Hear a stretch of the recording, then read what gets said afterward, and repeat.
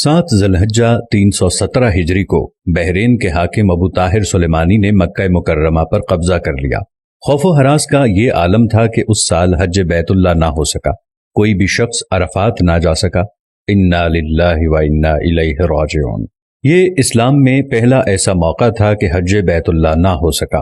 اسی ابو طاہر نے حجر اسود کو بیت اللہ سے نکالا اور اپنے ساتھ بحرین لے گیا۔ پھر بنو عباس کے خلیفہ مقتدر نے ابو طاہر سے معاہدہ کر کے فیصلہ کیا اور 3000 دینار دیا اور حجر اسود خانہ کعبہ کو واپس کیا گیا۔ یہ واپسی 339 کو ہوئی، گویا کہ 22 سال خانہ کعبہ حجر اسود سے خالی رہا۔ جب فیصلہ ہوا کہ حجر اسود کو واپس کیا جائے گا تو اس سلسلے میں خلیفہ وقت نے ایک بڑے عالم محدث عبداللہ کو حجر اسود کی وصولی کے لیے ایک وفد کے ساتھ بحرین بھجوایا۔ یہ واقعہ علامہ سیوطی کی روایت سے اس طرح نقل کیا گیا ہے کہ جب شیخ عبداللہ بحرین پہنچے تو بحرین کے حاکم نے ایک تقریب کا اہتمام کیا اور ان کو بتایا گیا کہ اس تقریب ہی میں حجر اسود کو ان کے حوالے کیا جائے گا۔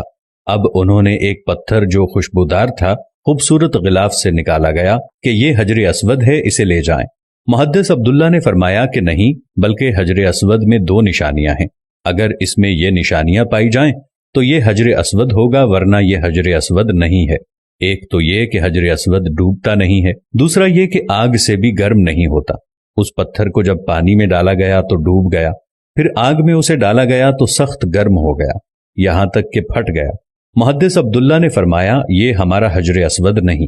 پھر دوسرا پتھر لایا گیا، اس کے ساتھ بھی یہی عمل ہوا اور وہ پانی میں ڈوب گیا اور آگ پر گرم ہو گیا۔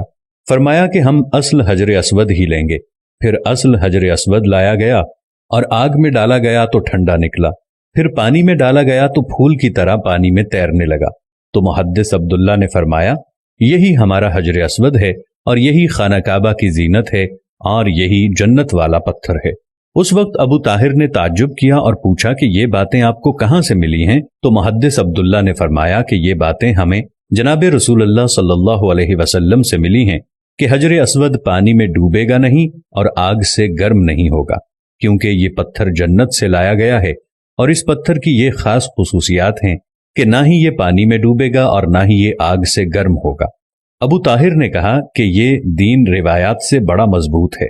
جب حجر اسود مسلمانوں کو مل گیا تو اسے ایک کمزور اونٹنی کے اوپر لادا گیا، جس نے تیز رفتاری کے ساتھ اسے خانہ کعبہ پہنچایا۔ اس اونٹنی میں زبردست قوت آ گئی کیونکہ حجر اسود اپنے مرکز بیت اللہ کی طرف جا رہا تھا، لیکن جب اسے خانہ کعبہ سے نکالا گیا تھا اور اسے بحرین کی طرف لے جا رہے تھے تو جس اونٹ پر لادا جاتا تھا وہ مر جاتا، حتیٰ کہ بحرین پہنچنے تک 40 اونٹ اس کے نیچے مر گئے اور ایک کمزور سی اونٹنی نے بحرین سے واپس بیت اللہ کی طرف وہ سفر بہت آسانی سے طے کر لیا۔ کیا خوبصورت شان ہے میرے اللہ کی، کیا خوبصورت شان ہے میرے نبی کی، اور کیا خوبصورت شان ہے اس حجر اسود کی کہ جو جنت کا پتھر ہے۔